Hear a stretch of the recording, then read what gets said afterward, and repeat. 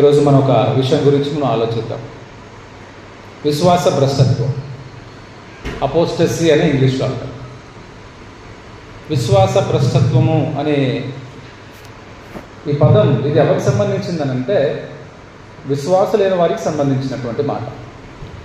అంటే ఆల్రెడీ దేవుని మీద విశ్వాసం ఉంచి దేవుడు అంటే ఎవరో తెలుసుకొని సత్యదేవుని పట్ల సరైనటువంటి అవగాహన కలిగి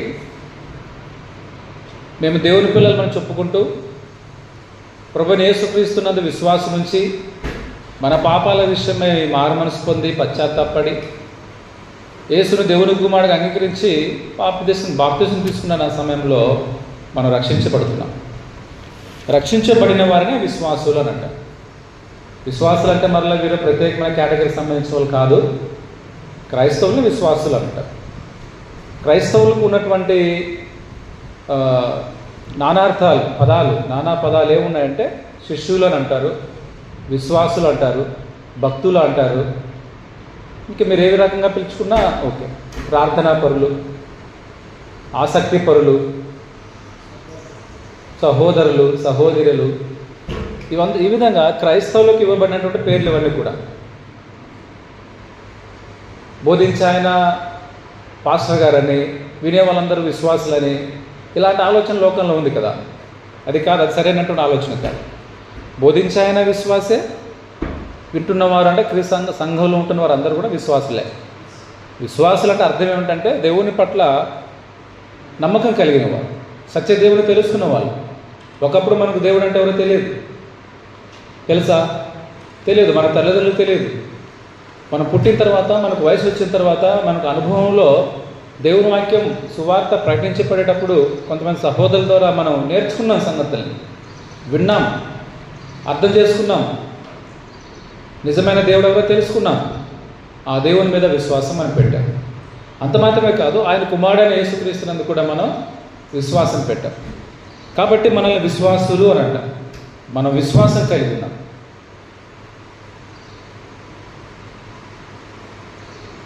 కాబట్టి ఈ విశ్వాసము గురించి మనం ఆలోచించినట్టయితే బైబిల్లో దేవుడు విశ్వాస భ్రష్టత్వం జరుగుతుందని చెప్పి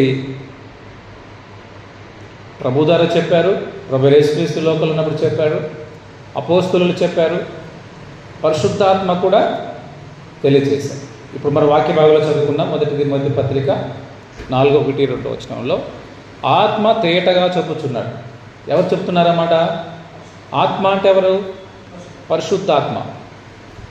పరిశుద్ధాత్మ క్లారిటీగా, స్పష్టంగా, ఏమాత్రం అనుమానం లేకుండా, అందులో సందేహం లేకుండా ఖచ్చితంగా ఏం జరుగుతుంది అంటున్నాడు?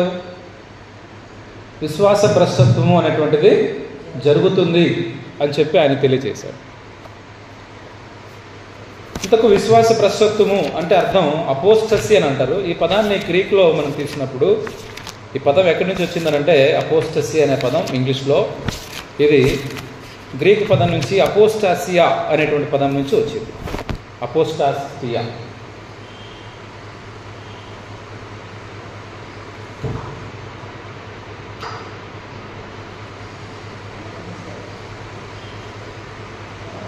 ఇది గ్రీక్లో అపోస్టాసియా అంటారు, ఇంగ్లీష్లో అపోస్టసీ.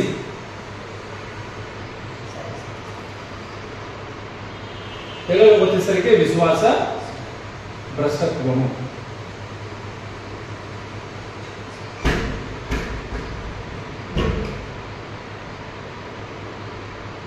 దీని అర్థం ఏమిటంటే a wilful falling away from against Christianity. అంటే అర్థం ఏంటంటే మనస్ఫూర్తిగా తెలిసి విశ్వాసం నుంచి తొలగిపోవడం, దేవునికి దూరం అవ్వడం, వాక్యానికి అవిధేయత చూపించటం, లోకాన్ని ప్రేమించటం, అబద్ధ బోధల్ని నమ్మటం, అబద్ధ బోధకుల్ని ఏర్పాటు చేసుకొని వారు చెప్పే కల్పనా కథలు, వారు చెప్పే ఇంకా రకరకాల మన లోపలికి వెళ్తే సంగతులను వస్తాయి.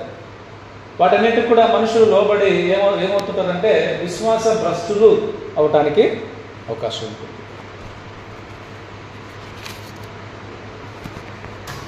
దీనినే మనం బైబిల్లో చూసినట్టయితే దీనికి కొన్ని వచనాలు మనం చెప్పుకోవచ్చు. దూరం అవ్వడం, ఇది రాయట్లేదు,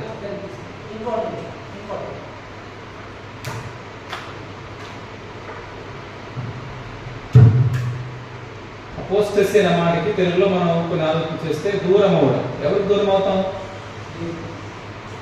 అన్నిటికీ మీరు దాన్ని అప్లై చేసుకోండి. దూరం కావడం, విశ్వాసం నుండి తొలగిపోవడం,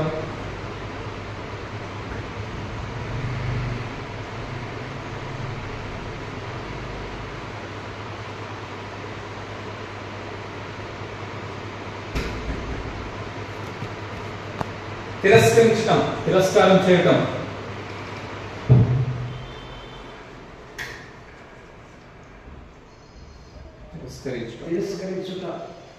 తిరస్కరించుట.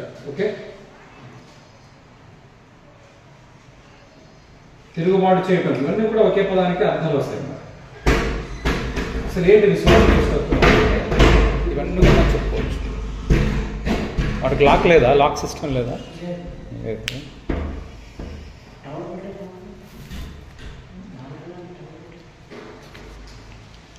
విశ్వాస భ్రష్టత్వం అనేది క్రైస్తవ జీవితంలో మొదటి స్థితికి వెళ్ళిపోవడం.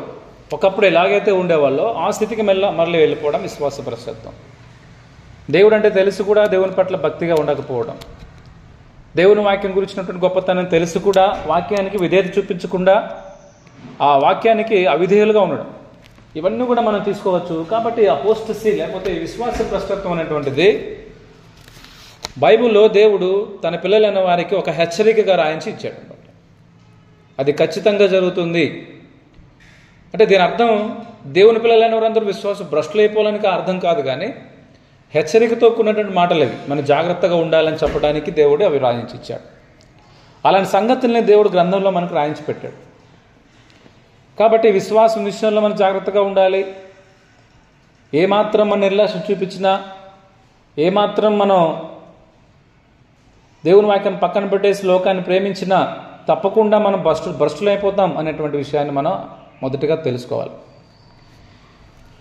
కాబట్టి విశ్వాసం గురించి మనం ఆలోచించినట్టయితే మనం కలిగి ఉన్న విశ్వాసం ఎలాంటిది అనేది మనం మొదటిగా ఆలోచిద్దాం.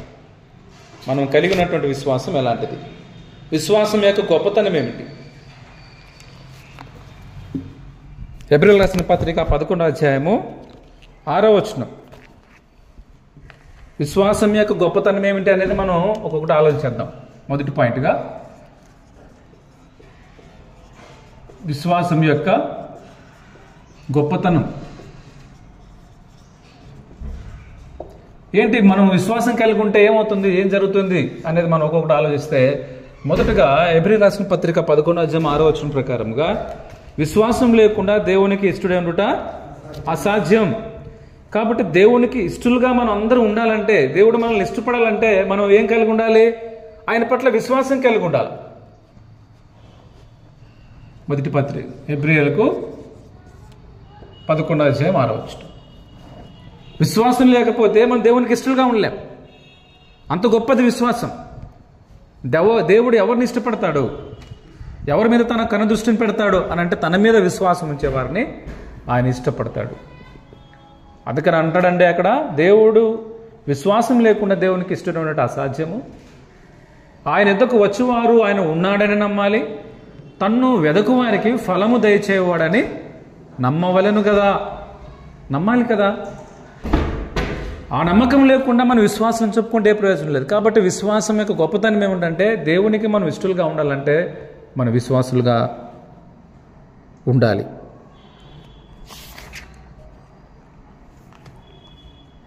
అదే 11వ అధ్యాయంలోనే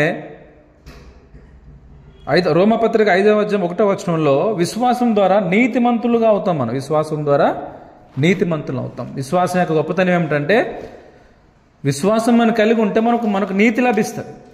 వాస్తవానికి మనంతా నీతిమంతులం కాదు. మనం మన పాపం, మన యొక్క దురాశలను బట్టి మనం పాపం చేసి దేవునికి దూరం అయిపోయి దేవుని యొక్క ఉగ్రతకు పాత్రలుగా ఉంటున్న మన మీద ఆయన తన మహాకృపను చూపించి మనల్ని నీతిమంతులుగా చేయడానికి ఉన్నటువంటి ఏకైక మార్గం ఏమిటంటే విశ్వాసం. ఒక వ్యక్తి విశ్వాసం గలవాడే దేవుని దగ్గరకు వస్తే ఆ వ్యక్తిని దేవుడు ఉచితముగా తన కుమారుడైన క్రీస్తు రక్తం ద్వారా నీతిమంతులుగా చేస్తారు. దానికి కారణం ఏంటన్నమాట? విశ్వాసం.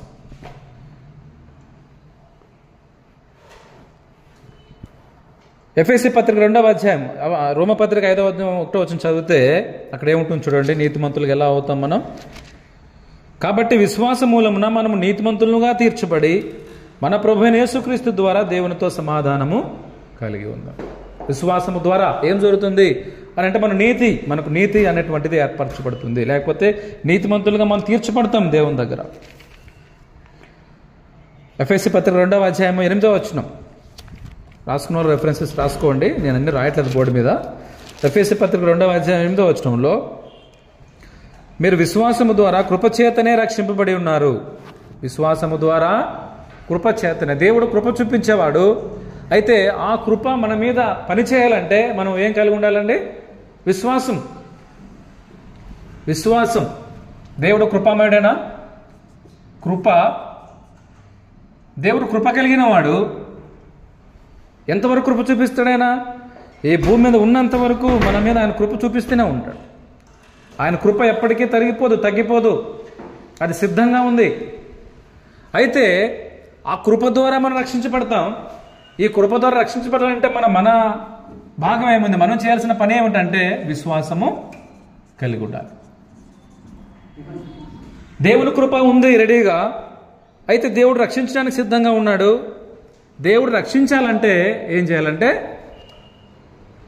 మనం విశ్వాసం కలిగి ఉండాలి. దాన్ని ఏమన్నారంటే, మీరు విశ్వాసము ద్వారా కృపచేతనే రక్షింపబడి ఉన్నారు. ఒక వ్యక్తి రక్షించబడాలంటే ముఖ్య కారణం విశ్వాసం.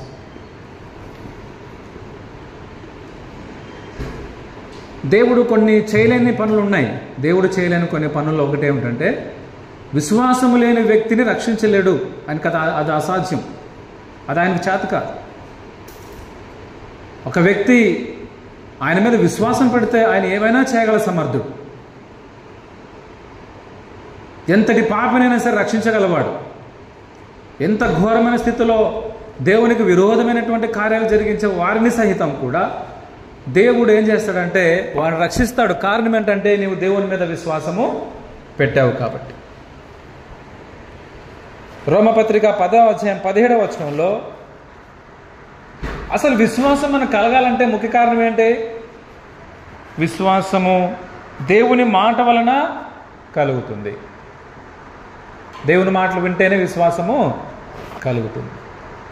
దేవుని మాటలు వినకుండా మనం ఏమి చేసినా కూడా విశ్వాసం మనలో అది నిజమైన విశ్వాసం కాదు. కాబట్టి మనం మొదటిగా ఏం గుర్తిస్తున్నామంటే విశ్వాసం యొక్క గొప్పతనం.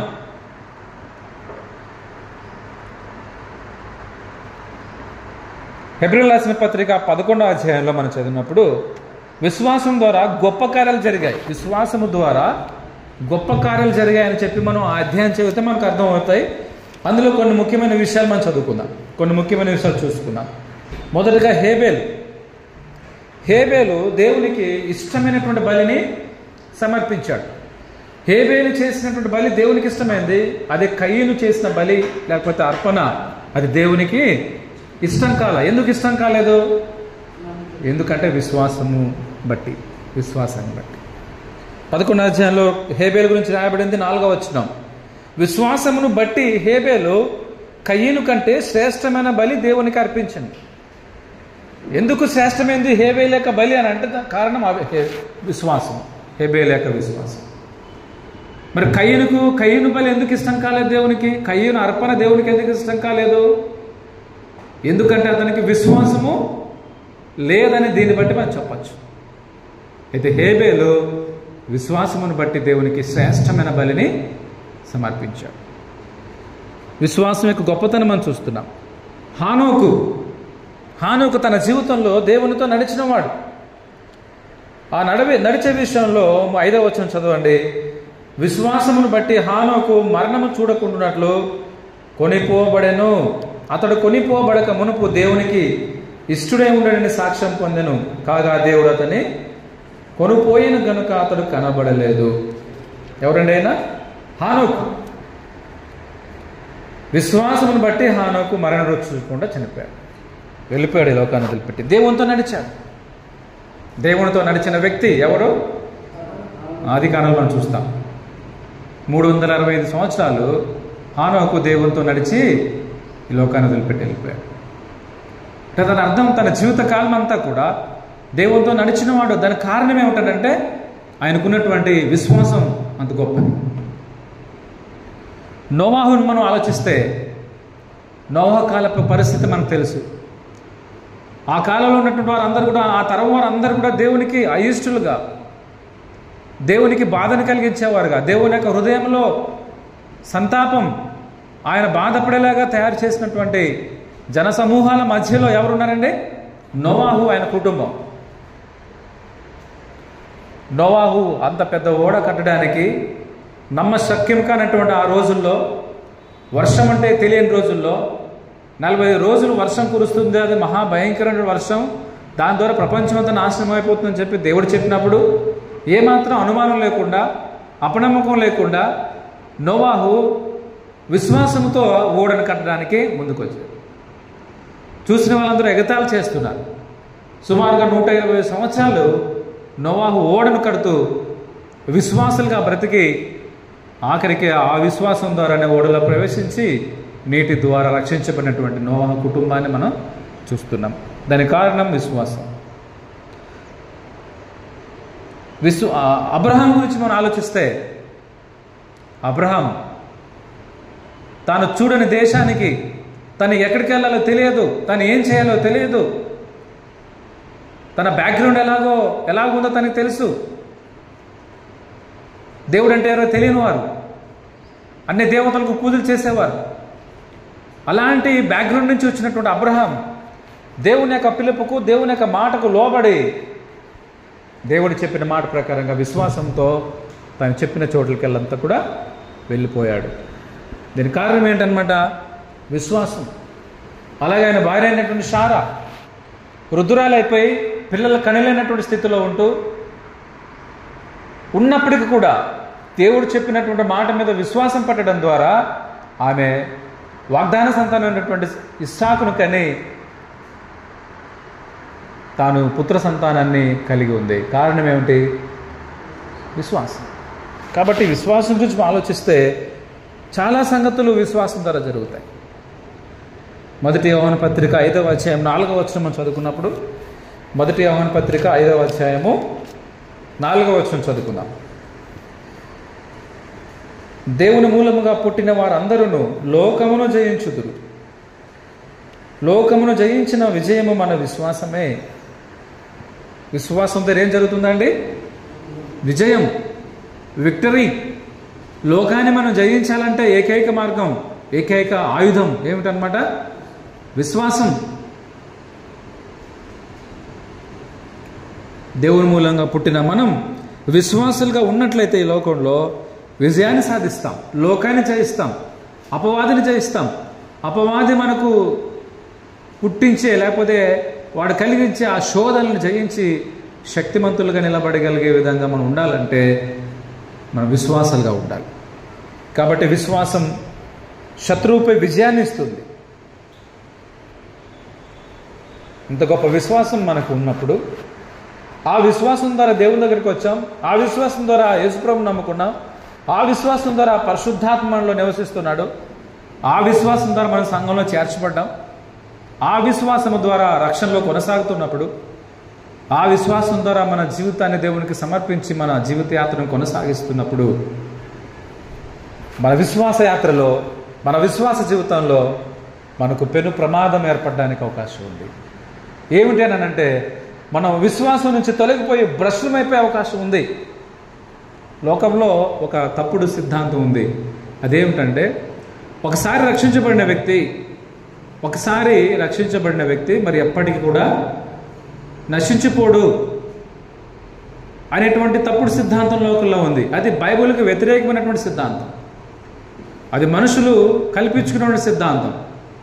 అయితే బైబిల్ విశ్వాస ప్రస్తుతం గురించి ఏం చెప్పిందంటే, రెండవ విషయము విశ్వాసం గొప్పతనం చూసుకున్నాం. ఇప్పుడు రెండవ మాట, విశ్వాస ప్రస్తుతం జరుగుతుందా? సాధ్యమేనా? దేవుడు తన ప్రజల్ని, తన పిల్లల్ని విశ్వాసభ్రష్టులుగా చేస్తే ఆయన ఊరుకుంటాడా? అలా తయారైపోతారా దేవుని పిల్లలు? మీరు దేవుని పిల్లలు కదండి. మీరు ఎలా చెడిపోతారు? మీరు ఎలా భ్రష్టులు అయిపోతారు? మీరు ఎలా లోకంలో కలుస్తారు అనే ప్రశ్నలు వస్తుంటాయి కదా మనకు. అంటే దేవుని పిల్లలు విశ్వాస భ్రష్టులుగా కాకుండా ఉండగలరా? కాకుండా ఉండగలిగే అవకాశాన్ని దేవుడు మనకు అనేక రకాలుగా ఇచ్చాడు. అయితే విశ్వాస భ్రష్టత్వం జరుగుతుంది అనేటువంటి విషయాన్ని కూడా దేవుడు ఖచ్చితంగా తన లేఖనాల్లో మన కోసం రాయించి పెట్టాడు.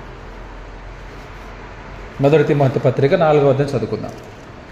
1-2 వచనాలు.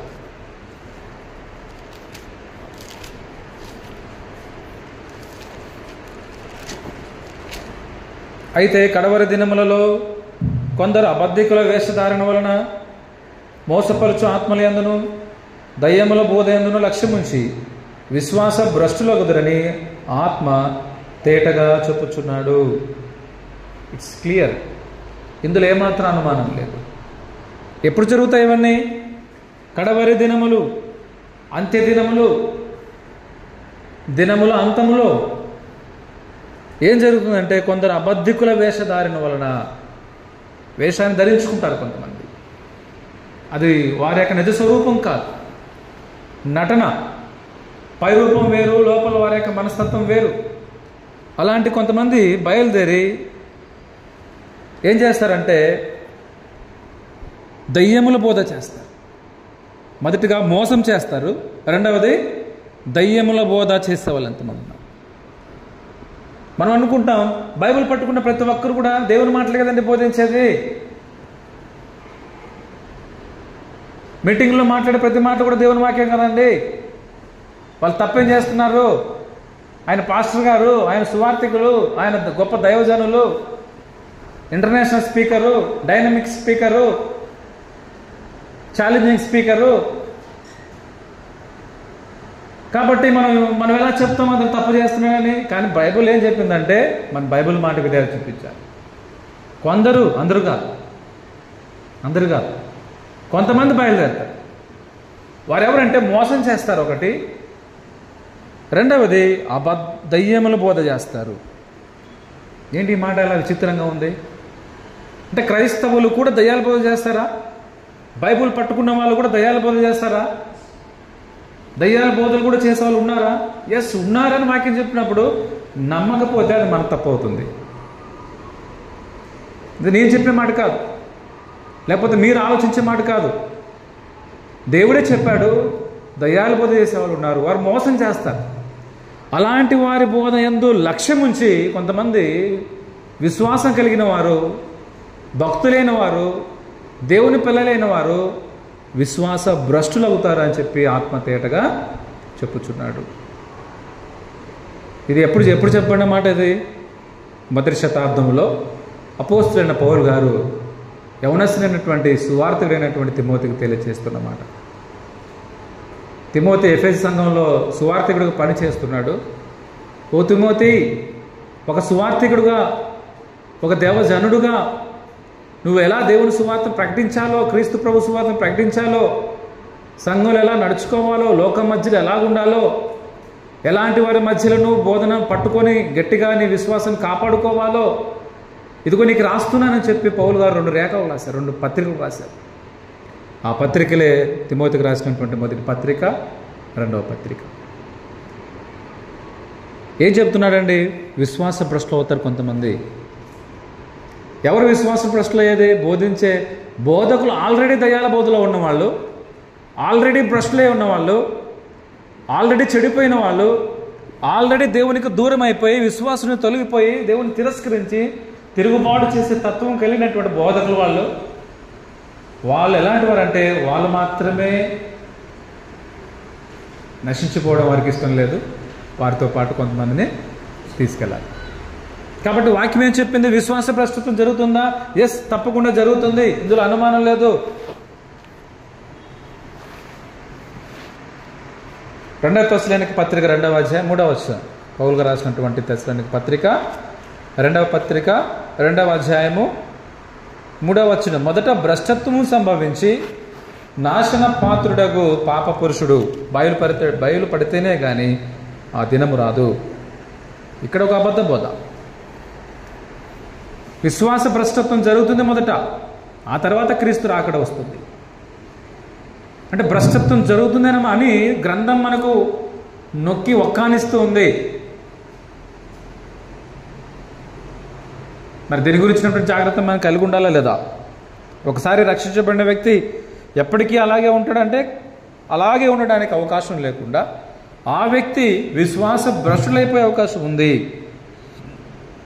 2వ పేతురు పత్రిక 1వ అధ్యాయం 10వ వచనం. పేతురు పత్రిక 2వ పత్రిక 2వ అధ్యాయము 1వ అధ్యాయము 10వ వచనం. అందువలన సహోదరులారా, మీ పిలుపును ఏర్పాటును నిశ్చయం చేసుకున్నటకు మరి జాగ్రత్త పడుడి. మీరు టిక్కిరీలు చేయవారైతే ఎప్పుడునూ తొట్టిల్లరు అంటే అర్థం తొట్టిల్లుతారే అర్థమే కదా. మన జాగ్రత్త పడకపోతే తొట్టిల్లుతామని అర్థమే కదా అది. కాబట్టి పైన నాడు మీరు జాగ్రత్త పడండి, మరీ జాగ్రత్త పడండి.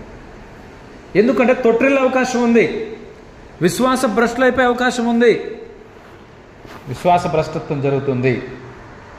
1 కొరింథీ పత్రిక 9వ అధ్యాయము 27వ వచనం. కొరింథీయులకు రాసిన మొదటి పత్రిక 9:27వ వచనం. గాలిని కొట్టినట్టు నేను పోట్లాడటం లేదు, కానీ ఒకవేళ ఇతరులకు ప్రకటించిన తర్వాత నేనే భ్రష్టుడనైపోదునేమో అని. ఎవరైనా? పౌలు గారు. అంటే పౌలు గారు కూడా భ్రష్టుడైపోయే అవకాశం ఉందా? ఉన్నాయి, అలాంటి ప్రమాదాలు ఉన్నాయి. ఇతరులకు ప్రకటించిన తర్వాత, ఇతరులకు దేవుని వాక్యం గురించినట్టు జ్ఞానాన్ని పంచిపెట్టిన తర్వాత నేనే భ్రష్టునైపోతానేమో. ఈ కేటగిరీకి సంబంధించిన పాస్టర్స్, లేకపోతే పాస్టర్ అని పిలువబడే వాళ్ళు, సువార్థికులు అనేవాళ్ళు చాలామంది ఉన్నారు ఈ కాలంలో. ఆఖరికి సువార్థికులు కూడా భ్రష్టులైపోయే అవకాశం ఉంది. మనం అనుకుంటాం నేను సువార్థికులు అంటే నాకంటే గొప్పవాడు ఇంకెవరు లేరు సంఘంలో అనుకుంటున్నాను. నువ్వు కూడా భ్రష్టు అయిపోతావేమో, జాగ్రత్త. భ్రష్టత్వం సంభవించే ప్రమాదాలు ఉన్నాయి. అది లేదు అనుకోవడం నీ పొరపాటు. లేదు అనుకున్నామంటే నీలో నిర్లక్ష్యతనం వస్తుంది. కాబట్టి ఈ మాటలను బట్టి మనం ఏం తెలుసుకోవచ్చు అంటే, విశ్వాస భ్రష్టత్వం జరుగుతుందా? ఎస్, జరుగుతుంది, ఇందులో అనుమానం లేదు. కాబట్టి మనం ఏం చేయాలంటే తగు జాగ్రత్తలు కలిగి ఉండాలి.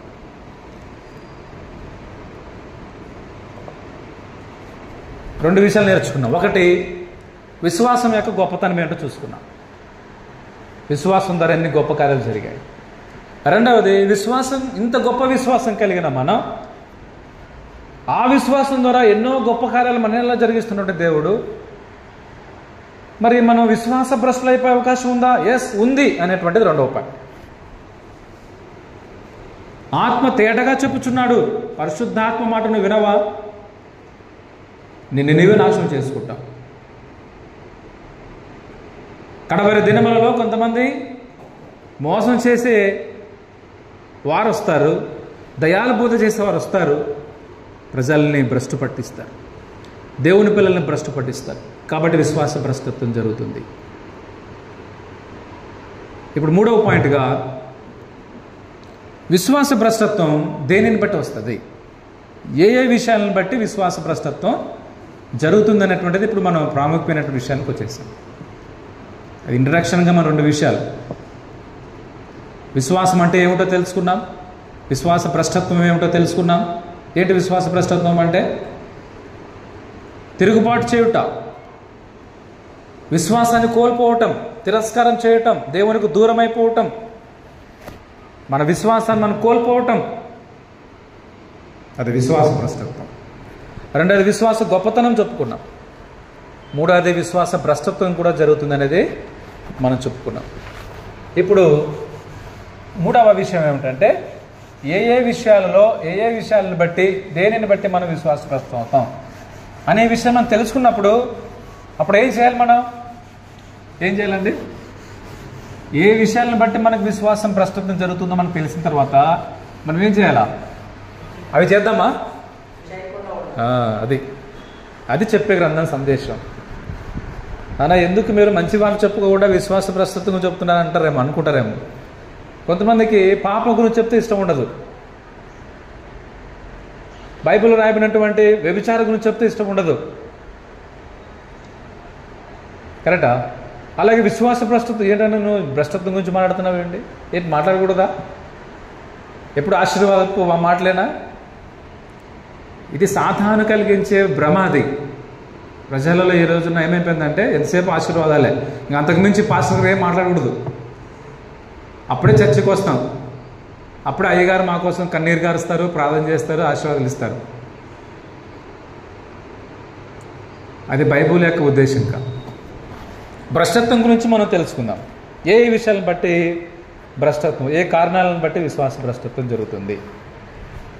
3వ పాయింట్,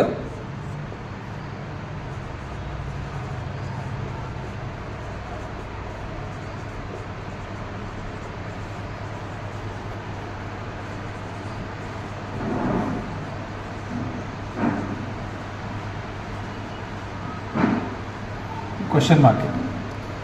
మొదటిగా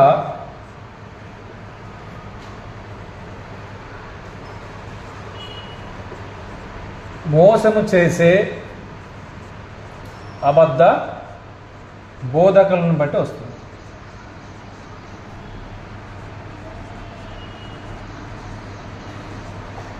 ఈ పదం ఇక్కడ వాడాలి. అబద్ధ బోధకులు అంటే డైరెక్ట్గా చెప్పచ్చు, కానీ బైబిల్ దానికి ఇంకొక అబద్ధ బోధకు ముందు ఏం చేర్చిందంటే దేవుని మాట, మోసం చేసి అబద్ధ బోధకులని.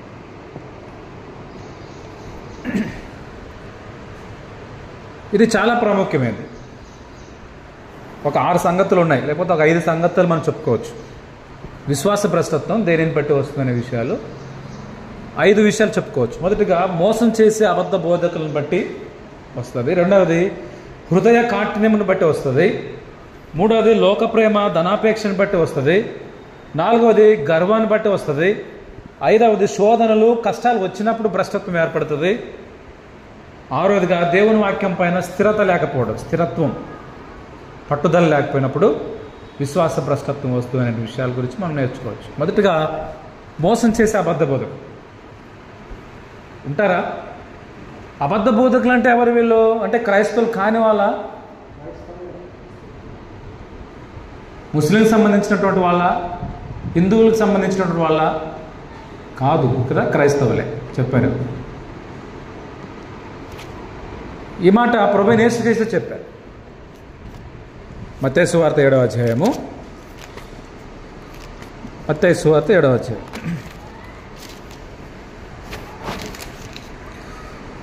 15వ వచనం, 15th verse 15. అబద్ధ ప్రవక్తల గురించి జాగ్రత్త పడుడి. వారు గొర్రెల చర్మములు వేసుకుని మీ ఎద్దకు వత్తురు గాని లోపల వారు క్రూరమైన తోడేళ్ళు. వారి ఫలముల వలన మీరు వారిని తెలుసుకుంటారు. ఎవరి గురించి చెప్తున్నాడండి ప్రభువైన యేసుక్రీస్తు? అబద్ధ ప్రవక్తల గురించి చెప్తున్నాడు. ప్రవక్తలు ధర్మశాస్త్ర కాలంలో ప్రవక్తలు ఉన్నారు, మొదటి శతాబ్దంలో ప్రవక్తలు ఉన్నారు. అయితే ఇప్పుడు క్రైస్తవ యుగంలో ప్రవక్తలైన వాళ్ళు మొదటి శతాబ్దం తర్వాత ప్రవక్తలైన వారు ఎవరు లేరు. మరి ఎవరున్నారు ఇప్పుడు? బోధకులైన వారు ఉన్నారు. ప్రభు ఏమంటున్నాడంటే అబద్ధ ప్రవక్తలు, వాళ్ళ గురించి మీరు జాగ్రత్త పడండి. వాళ్ళు ఎలాంటి వారు చెప్పాడు? వారు గొర్రెల చర్మం వేసుకొని మీ ఎద్దకు వత్తురు కానీ లోపల వారు క్రూరమైన తోడేలు. క్రూరమైనటువంటి తోడేళ్ళ లాంటి స్వభావం కలిగినటువంటి అబద్ధ ప్రవక్తలు, అబద్ధ బోధకులు లోకంలో నుంచి వస్తారనే విషయాన్ని ప్రభువే స్పష్టం చేశాడు. వాళ్ళెవరో కాదు, ప్రభువు నమ్మిన వాళ్ళే. అపోస్తులైన పౌలు గారు ఆ విషయాన్ని తెలియజేస్తున్నాడు. అపోస్తుల కార్యాలు 20వ అధ్యాయము, అపోస్తుల కార్యాలు 20వ అధ్యాయము 29వ వచనం, 20-29 నుంచి, నేను వెళ్ళిపోయిన తర్వాత క్రూరమైన తోడేళ్ళు మీలో ప్రవేశించునని నాకు తెలియదు. నేను వెళ్ళిపోయిన తర్వాత ఎవరు వెళ్ళిపోయేది? ఎవరండి? పౌలు గారు. పౌలు గారు తెలియజేస్తున్నారు. ఎఫెసు సంఘపు పెద్దలను పిలిపించి వారితో సంభాషించే మాటలు. నేను వెళ్ళిపోయే సమయం వచ్చింది, నేను వెళ్ళిపోకముందు మీకు ఒక విషయం తెలియజేస్తాను. నేనేమిటంటే నేను వెళ్ళిపోయిన తర్వాత క్రూరమైన తోడేళ్ళు మీలో ప్రవేశించుదురు అని నాకు తెలియను. వారు మందను కనికరింపరు, మరియు శిష్యులను తమ వెంట ఈడ్చుకొని పోవాలనని వంకర మాటలు పలుకు మనుషులు మీలోనే బయలుదేరుదురు. మీలోనే, సంఘంలో నుంచే బయలుదేరుతారు. మొదటి శతాబ్దంలో క్రీస్తు సంఘం ఏర్పరచబడిన తర్వాత, ప్రభువు తన సంఘాన్ని కట్టిన తర్వాత ఆ సంఘము అన్ని చోట్ల విస్తరించింది, అన్ని ప్రాంతాలకు వ్యాప్తి చెందింది, సర్వలోకంలో వ్యాప్తి చెందింది. మొదటి శతాబ్దంలో ఒకే ఒక సంఘం, అది క్రీస్తు సంఘం.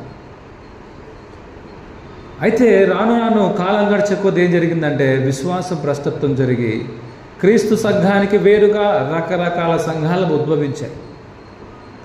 అవే మానవ స్థాపిత సంఘం.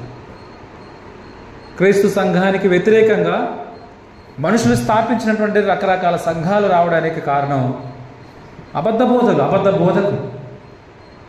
క్రీస్తు సంఘంలో నుంచి కొంతమంది బయలుదేరి అబద్ధ బోధలు చేసి సంఘాన్ని కనికరింపకుండా వంకర మాటలు చెప్తూ మనుషులను తమ వెంట ఈడ్చుకుని పోయేవారు మీలో నుంచి వస్తారు, జాగ్రత్తగా ఉండండి అని పౌలు గారు కూడా తెలియజేశారు. పౌలు గారి యొక్క కష్టం మనకు 31వ వచనం చదివితే, కావున నేను 3 సంవత్సరములు రాత్రింబగళ్ళు కన్నీళ్లు విడుచుచు ప్రతి మనుషునికి మానక బుద్ధి చెప్పితనని మీరు జ్ఞాపకం చేసుకొని మెలకుగా ఉండండి.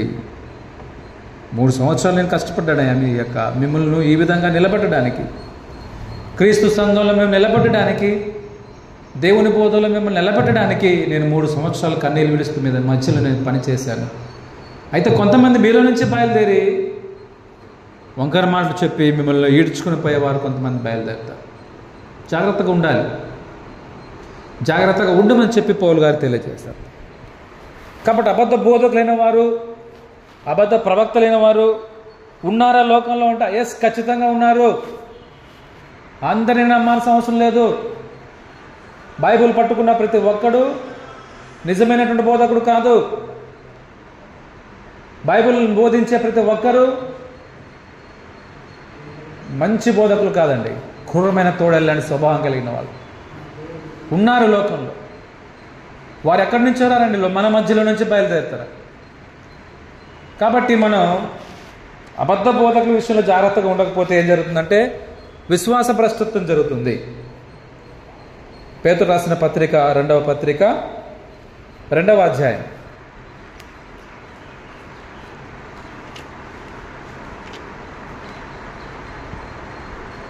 1వ వచనం నుంచి, మరియు అబద్ధ ప్రవక్తలు ప్రజలలో ఉండిరి, అటువలనే మీలోనూ అబద్ధ బోధకులుందరు. ప్రజలలో అంటే ఎప్పుడు కాలపు సంగతులు ఇవి? ఇజ్రాయెల్ కాలానికి సంబంధించినటువంటిది, మొదటి శతాబ్దంలో ఉన్నటువంటి సంబంధించింది. అయితే ఇప్పుడు అబద్ధ బోధకులు ఉంటారు, అబద్ధ ప్రవక్తలు కాదు. ప్రవక్తల కాలం వెళ్ళిపోయింది, గడిచిపోయింది. విషయాలు తెలియని వాళ్ళు కొంతమంది, మేము కూడా నేటి ప్రవక్తలు అంటుంటారు కొంతమంది. మేము కూడా ప్రవక్తలు చెప్పుకునే వాళ్ళు ఉన్నారా లేదా? అయితే ప్రవక్తల యొక్క పని మొదటి శతాబ్దంలో అది జరిగిపోయింది. ఇక్కడ ఏముంటాడంటే అబద్ధ ప్రవక్తలు ప్రజలలో ఉండిరి, అటువలనే మీలోనూ అబద్ధ బోధకులుందరు. వారు ఏం చేస్తారంటే వీరు తమ్మును కొనిన ప్రభువును కూడా విసర్జించచ్చు. ఎవరిని విసర్జిస్తారండి? ప్రభువునే విసర్జిస్తారు. ఎవరైనా? యేసు ప్రభు. ఎక్కడ విసర్జిస్తున్నారు? ఇదిగో మేము కూడా ఒక చర్చ్ బిల్డింగ్ కట్టుకున్నాం, ఒక పైన ఒక సిలువ వేసుకున్నాం, మేము బైబిల్ పట్టుకున్నాం, ఓకేనా, మేము పాట పాడుతున్నాం, మేము ఆరాధన చేస్తున్నాం, మేము క్రైస్తవులమే అని చెప్పుకుంటున్నాం. కానీ వాళ్ళు ఎవరంటే ప్రభువుని విసర్జించేవాళ్ళు. ఎవరు ప్రభువుని విసర్జిస్తారు? అబద్ధ బోధకులు ప్రభువుని ఎలా విసర్జిస్తారంటే, ఇప్పుడు మనం మత్తయి సువార్తకు వద్దామండి. 7వ అధ్యాయం, మత్తయి సువార్త 7వ అధ్యాయము పైన ఆయన 15వ వచనంలో అబద్ధ ప్రవక్తల గురించి చెప్తూ వచ్చాడు కదా, వారిని ఉద్దేశించబడిన మాటల కింద 21వ వచనం, 20వ వచనంలో ఏముంటుందంటే, కాబట్టి మీరు వారి ఫలముల వలన వారిని తెలుసుకుందురు. ఎవరిని? అబద్ధ ప్రవక్తలు ఎలాంటి వారిని తెలుసుకుంటారు. కాబట్టి వారు ప్రభువా ప్రభువా అని నన్ను పిలిచి ప్రతి వాడు పరలోక రాజ్యంలో ప్రవేశింపడు కానీ పరలోకమందున నా తండ్రి చిత్త ప్రకారం చేయువాడే ప్రవేశించెను. ఆ దినమందు అనేకులు నన్ను చూచి, ఎవరు వీళ్ళంతా? అనేకులు అంటే ఎవరంటే అబద్ధ ప్రవక్తలు, లేకపోతే అబద్ధ బోధకులు అయిన వారు, క్రీస్తు పేరును జపించే వాళ్ళు, క్రైస్తవులమైన లోకంలో చలామణి చేస్తున్న వాళ్ళు, క్రీస్తు పేరట అన్ని కార్యక్రమాలు జరిగిస్తున్నవారు. పెద్ద పెద్ద మీటింగ్లు ఏర్పాటు చేసుకుంటారు, పెద్ద పెద్ద బిల్డింగ్లు కట్టించుకుంటారు, దాన ధర్మాలు చేస్తారు. క్రీస్తు పేరట చేసే పనులు అన్నీ ఇన్ని కాదు, కొన్ని లక్షలు ఖర్చు పెట్టి పనిచేస్తూ ఉంటారు. విజ్ఞాన మహాసభలను ఏర్పాటు చేసుకొని 3 రోజులని 4 రోజులని సభలు పెట్టేసి కొన్ని లక్షలు ఖర్చు పెట్టేవాళ్ళు ఉన్నారు. అద్భుత కార్యాలు చేస్తాం, మహత్కార్యాలు చేస్తాం, స్వస్థలు చేస్తామని చెప్పి మనుషులను మభ్యపెట్టడానికి క్రీస్తు పేరట చేసే కార్యక్రమాలు అన్నీ ఇన్ని కాదు, క్రీస్తు పేరట చేస్తున్నారు, క్రీస్తు ప్రభునే జపిస్తున్నారు. మరి వీరంతా ప్రభువును కలిగిన వాళ్ళైనా, ప్రభువులో నిలిచిన వాళ్ళైనా నిజంగా వారి యొక్క హృదయపు ఆంతర్యాన్ని గమనిస్తే పేతురు గారు అంటున్నారు, వారు తమను కొనిన ప్రభువును కూడా విసర్జించారు. కేవలం ప్రభువా ప్రభువా అంటారు అంతే. యేసు నామములో గద్దిస్తున్నా, యేసు నామములో అద్భుతం చేస్తున్నా. ఎస్, ఓకే, పేరుకేమో యేసు ప్రభు, పేరుకేమో క్రీస్తు నామం, చేసేది మాత్రం క్రీస్తు దేవుని చిత్తానికి వ్యతిరేకమైన పనులు. ప్రభువా ప్రభు అని పిలిచే ప్రతి ఒక్కరు వెళ్ళిపోతారా? పరలోక రాజ్యంలో ఉంటారా? పరలోకానికి వెళ్ళిపోతారా? లేదా సంఘంలో ఉంటారా? లేదు. మరి ఎవరు ఉంటారు అని అన్నారంటే ఆయన, నా తండ్రి చిత్త ప్రకారం చేయువాడే ప్రవేశించు. నా తండ్రి చిత్త ప్రకారం చేయువాడే అనే పదాన్ని మనం అండర్లైన్ చేసుకోవాలి. ఈరోజు మీ క్రైస్తవులను చెప్పుకొని ఎంతమంది పండుగల పేరట జీవితాలు గడపట్లేదు? క్రైస్తవులను చెప్పుకొని ఎంతమంది వాయిద్యాలు వాయిస్తూ సంఘాల్లో దేవుడు ఆజ్ఞాపించిన వాటిని మనుషుల కోసం, మనుషుల యొక్క సంతోషం కోసం వాయిస్తున్నారు. స్త్రీలు సంఘంలో మౌనంగా ఉండాలంటే సంఘాలలో స్త్రీలు స్టేజ్ మీదకి ఎక్కి బోధలు చేస్తున్నారు, సంఘాలు నడిపించే పాస్టర్లుగా తయారైపోతున్నారు. పండుగల గురించినటువంటి ఉద్దేశాలు బైబిల్లో ఎక్కడ ఏమీ రాయకపోయినప్పటికీ కూడా, దేవుడు ఏమీ ఆజ్ఞాపించకపోయినప్పటికీ కూడా ఈరోజు పండుగల పేరట ఎన్ని జరిగిస్తున్నారు. ఉపవాసం గురించి ప్రభు అన్నాడు, రహస్యంగా నీ తండ్రికి నీకు సంబంధించినటువంటి అని చెప్తే ఈరోజు కూటాలు పెడుతున్నారండి, అనౌన్స్మెంట్ చేస్తున్నారు. ఇదిగో 40 రోజులు ఉపవాస కార్యక్రమాలు ఉన్నాయి, మీరు అందరూ రండి.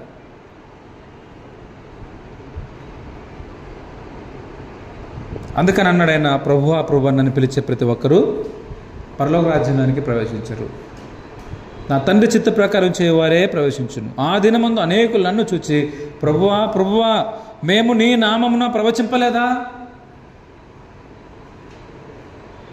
ఆడవాళ్ళు అంటారు, మేము మీ నామంలో ఎన్ని బోధలు చేయలేదు ప్రభువా. చేశాం కదయ్యా, ప్రార్థన చేశాం ఇంతమంది కోసం, నేను గొప్ప గొప్ప వాక్యాలు చెప్పాం, సువార్తలైన వారు, పాస్టర్లైన వారు నువ్వు చెప్పుకోవచ్చు. అక్కడ అప్పుడేమంటాడు ఆయన, నీ నామమున అనేకమైన అద్భుతములు చేయలేదా అని చెప్పుదురు. అప్పుడు ప్రభు ఏమంటాడంటే, నేను మిమ్మును ఎన్నడూ ఎరుగను. అనుకుంటున్నారేమో, ప్రభు ప్రభు అంటుంటే నా మాట వింటున్నాళ్ళండి, నా ప్రార్థన వింటున్నాళ్ళండి అంటున్నారేమో, అనుకుంటున్నారేమో. మిమ్మల్ని ఎప్పుడు నేను ఎరిగిన వాడిని కాదు, మీరెవరు నాకు తెలియదు. అక్రమము చేయవారు మీరంతా. అక్రమం చేసేవాళ్ళ అంటే ప్రభువు పేరట అద్భుతాలు చేసేవాళ్ళు, ప్రభువు పేరట ప్రార్థన జరిగించేవాళ్ళు,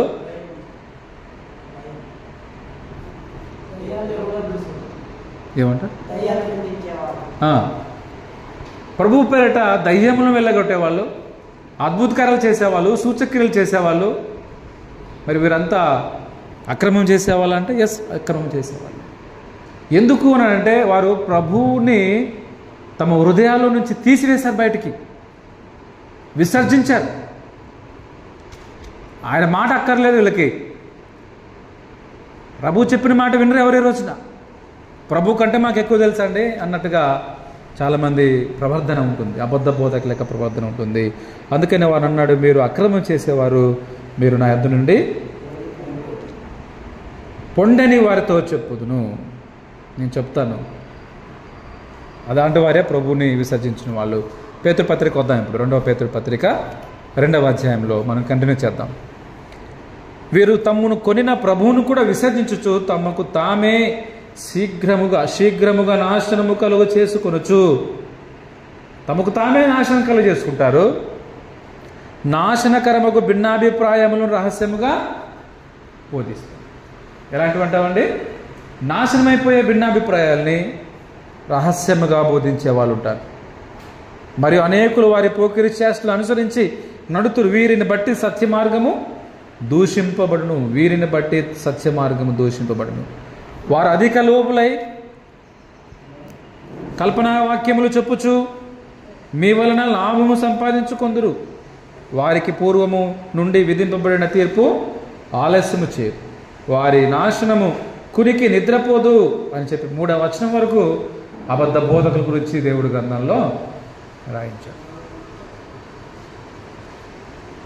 అబద్ధ బోధకుల యొక్క లక్షణాల గురించి చెప్పాడండి అక్కడ. 1, తమకు తామే నాశనం చేసుకుంటాడు. 2వది, నాశనకరముకు భిన్నాభిప్రాయాల్ని రహస్యంగా బోధిస్తారు. 3వది, పోకిరి చేష్ట చేస్తారంట. పోకిరి చేష్టలు, గమ్మత్తులు, కామెడీ మాటలు, కవ్వింపు చేసే మాటలు, ఎంటర్టైన్మెంట్ చేసే మాటలు, గొప్పతనాలు, లోక సంబంధమైనటువంటి ఆచార పద్ధతుల గురించి, లోకంలో జరిగే వాటిని గొప్పగా చెప్పుకోవడం, తమకున్నటువంటి జ్ఞానాన్ని బట్టి ఉప్పొంగడం, మమ్మల్ని మించినటువంటి జ్ఞానవంతులు ఇక బోధకులు ఎవరు లేదని చెప్పుకోవడం. ఇలాంటి వారందరూ ఎవరంటే అబద్ధ బోధల యొక్క లక్షణాలు. వీరిని బట్టి సత్యమార్గం దూషింపబడుతుంది, సత్యమార్గం కూడా దూషింపబడుతుంది. చాలామంది ఈ రోజున క్రిస్టియానిటీని దూషిస్తున్నారంటే కారణం ఎవరో తెలుస్తారండి? అబద్ధ బోధకులే. హిందువులు కాదు. హిందువులు ఎవరు ఏమన్నారండి? యేసుప్రభువుని తిట్టారండి. బైబిల్ని ఏమన్నారండి? బైబిల్ని కాల్ చేశారు, కాలుతో తన్నారు, ప్రభువుని నానా రకాలుగా మాట్లాడినారు. వాళ్ళని గురించి నీకు ఎందుకంటే వాళ్ళు తెలియక మాట్లాడుతున్నారు. వారికి తెలిసి ఉంటే మహిమా స్వరూపకు ప్రభువుని సిలువ వేయకపోయిందురు అని చెప్పి పౌలు గారు చెప్తారండి. ఎవరి గురించి? ఇజ్రాయెల్ గురించి చెప్తారు. ఈ రోజున అన్యులకు తెలిసి ఉంటే వాళ్ళు ఎందుకు మాట్లాడతారు చెప్పండి? ఇక వాళ్ళ గురించి పట్టించుకోవాల్సిన అవసరం మనకి ఎందుకు? తెలియక చేసే పనులు వేరే, తెలిసి చేసే వాళ్ళ పనులు వేరే. ఈరోజు క్రిస్టియానిటీ దూషించబడుతుందంటే కారణం అబద్ధ బోధకులే. ఒకడు చేసే తప్పుడు పని కోసం ఈ యావత్ క్రిస్టియానిటీకే తప్పుడు పేరు జరుగుతా ఉంది. ఈ మధ్య కాలంలో ఒక వ్యక్తి మల్లెపూల గొడవ, పేరెందుకులండి, తెలిసిన పేరే కదా, మన పని కాదు వాళ్ళ గురించి చెప్పుకోవడం. లేనిపోయిన విషయాలు, కల్పనా కథలు, భూ సంబంధమైన విషయాలు, టైంపాస్ మాటలు, వచ్చిన వాళ్ళకి ఎంటర్టైన్మెంట్ చేసే మాటలు. మనం ఎక్కడున్నాం, ఏం పని చేస్తున్నాం, ఏం బోధ చేస్తున్నాం, ఏ బైబిల్ని పట్టుకున్నాం, మనం మాట్లాడే మాట ఎవరిది? ఆలోచన లేకుండా, భయం లేకుండా, భక్తి లేకుండా, మేమే ప్రభువులం అన్నట్టుగా వ్యవహరిస్తూ, చూడ్డానికి మాత్రం వినయం విధేయత, మాట్లాడితే కన్నీళ్ళు కాలుస్తారు. కరెక్టే కదా? మాట్లాడితే నీళ్ళు వస్తాయి కంట్లో, ఎలా వస్తే తెలియదు. మరి అంటే మనం ఏడవనంత మాత్రాన మనకి దేవుడు అంటే భక్తి లేదు, ప్రభు అంటే మనకు ప్రేమ లేదు. మనుషులట వేషధారణ చూపించడం, భక్తిని కనపరుచుకోవటం, ఇవన్నీ కూడా లోకంలో జరుగుతున్నాయి. కాబట్టి ఈరోజు అతని మాటను బట్టి హిందూ సమాజంలో ఉన్నటువంటి వారందరూ కూడా, అన్యులందరూ కూడా ఏం చెప్తున్నారు? ఇప్పుడు క్రిస్టియానిటీని తిడుతున్నారండి. అతన్ని తిడుతున్నారు, అతన్ని బట్టి అందరినీ. అంటే క్రిస్టియానిటీ ఇట్లా ఉంటుంది, పాస్టర్లు అందరూ ఇలాగ ఉంటారు, వాళ్ళ మనస్తత్వం ఇది, మేమంటే తక్కువ చూపు వాళ్ళకి, మామూలు తక్కువ చేసి మాట్లాడుతూ ఉంటారు, హేళన చేస్తూ ఉంటారు అని చెప్పి మన మీద ద్వేషం పెంచుకుంటున్నారు, మన మీద కక్షలు పెంచుకుంటున్నారు, ఇంకా భయంకరంగా బూతులు తిడుతున్నారు. యూట్యూబ్లో చూడలేము ఆ మాటలన్నీ కూడా, వెనక్కి రావాల్సి వస్తుంది. వీటన్నిటికీ కారణం ఎవరు? మనం కాదా? అంటే సంఘంలో ఉంటున్న వాళ్ళు కాదా? అబద్ధ బోధకులైన వారు కాదా? సత్య మార్గం దూషించబడుతుంది. తర్వాత వారు అధిక లోబులే అంటే అర్థం ఏంటంటే ధనాపేక్ష కలిగిన వాళ్ళు డబ్బును ఏమాత్రం ఖర్చు పెట్టరు. ఇక ఎంతసేపు రాబట్టుకోవడమే, ఖర్చు పెట్టడం దేవుడు అనేది అంతే. ఎలా రాబట్టుకోవాలి, ఎలా మాట్లాడితే ప్రజలు ఆకర్షించబడతారు, ఎలాగా బోధ చేస్తే మనుషులకు ఇష్టం అవుతుంది. అబ్బా బాబా ఏం మాట్లాడాడండి బోధకుడైనా, ఏం జ్ఞానము, ఏం జ్ఞానము.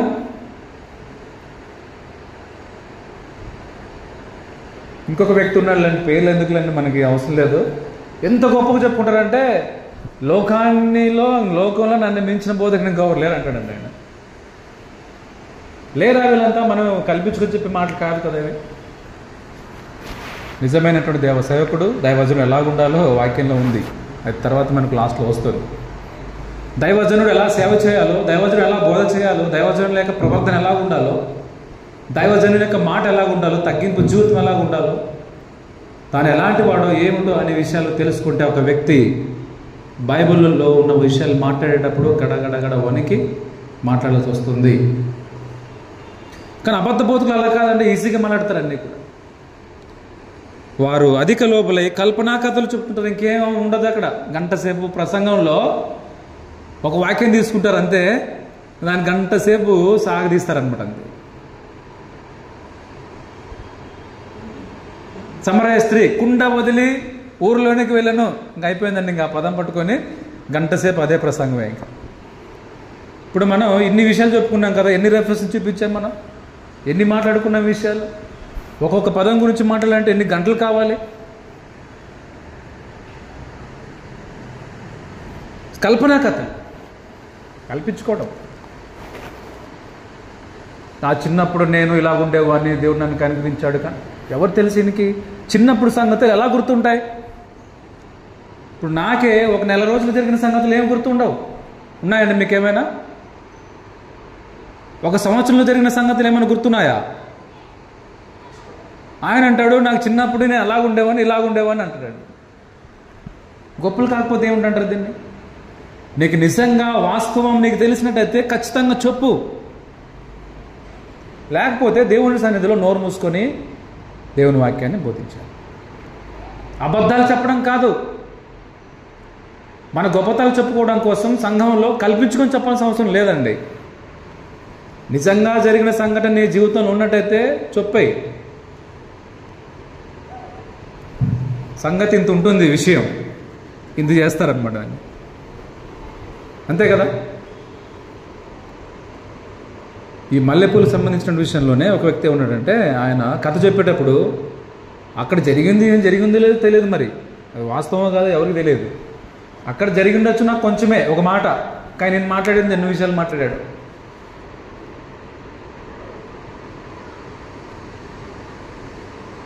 అంత గొప్ప పాస్టరు బయట ఎక్కడో గేటు దగ్గర పూలు అమ్ముకునే వ్యక్తి దగ్గరికి ఎందుకు వెళ్తాడు? ఏం పని ఉంది ఆయనకి?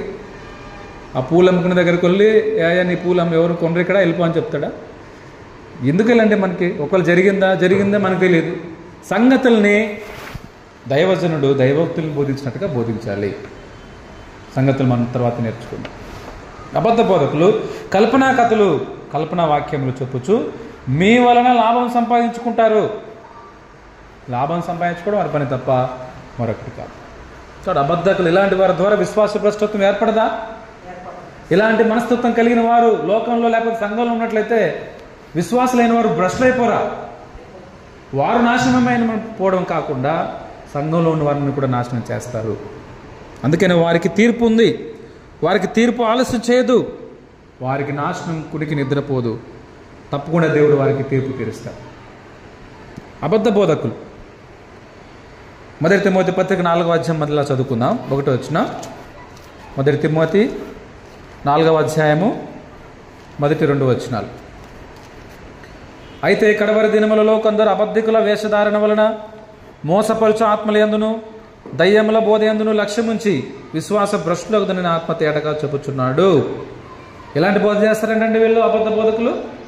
మోసం చేసే అబద్ధ బోధ, దయ్యముల బోధ చేస్తారు. ఈరోజు ప్రపంచంలో సంఘాల మధ్య ఎన్ని దయ్యాల బోధ జరుగుతున్నాయో నాకు తెలియదు,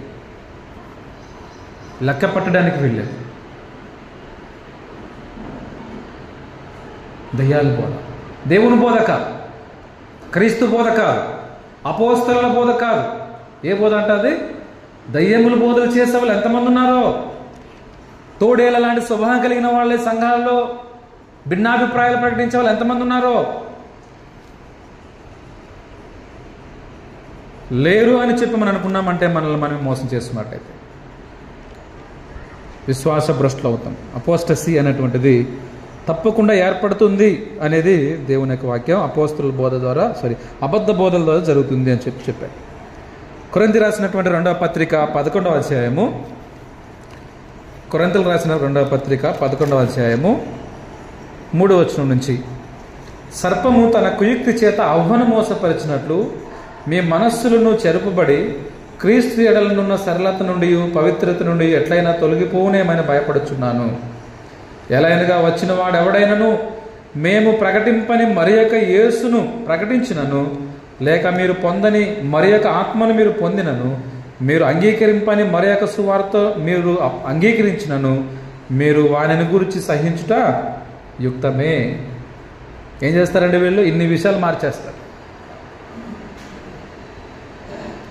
అబద్ధ బోధకులు అపోస్తలుల బోధన కాకుండా, పరిశుద్ధాత్మ ఏ విధంగా పొందుకుంటామో అలా కాకుండా, యేసు ప్రభుని ప్రభువుగా ప్రకటించకుండా ఏం చేస్తున్నారన్నమాట? వాళ్ళు రకరకాలుగా బోధించి భిన్నమైనటువంటి సిద్ధాంతాలు తీసుకొచ్చి సంఘంలోనికి క్రీస్తు సువార్తను చెరిపేవాళ్ళు, క్రీస్తు సువార్తకు వ్యతిరేకంగా భిన్నమైన సువార్త ప్రకటించే బోధకులైన వాళ్ళు ఈ అబద్ధ బోధకులు అనేటువంటి విషయాన్ని మనం ఇక్కడ చూసుకుంటున్నాం.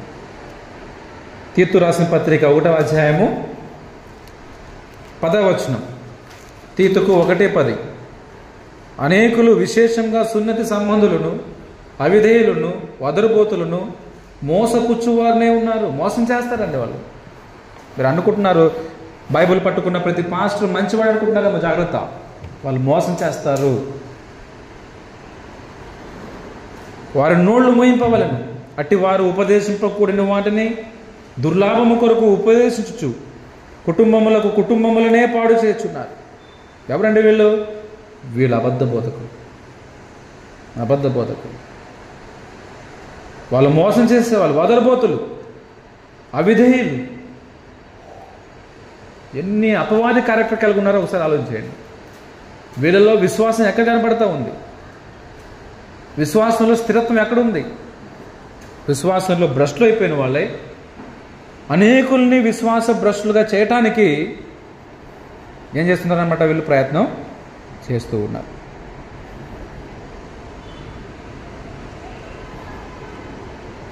మొదటి కొరింథీ పత్రిక 2వ అధ్యాయము 17వ వచనం. కొరింథీయులకు మొదటి పత్రిక 2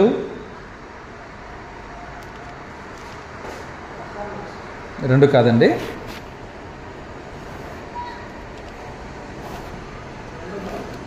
దేవుని వాక్యమును కలిపి చెరిపెడు అనేకుల వల్ల ఉండక అనే మాట. 2:17 2 కాదు కదా,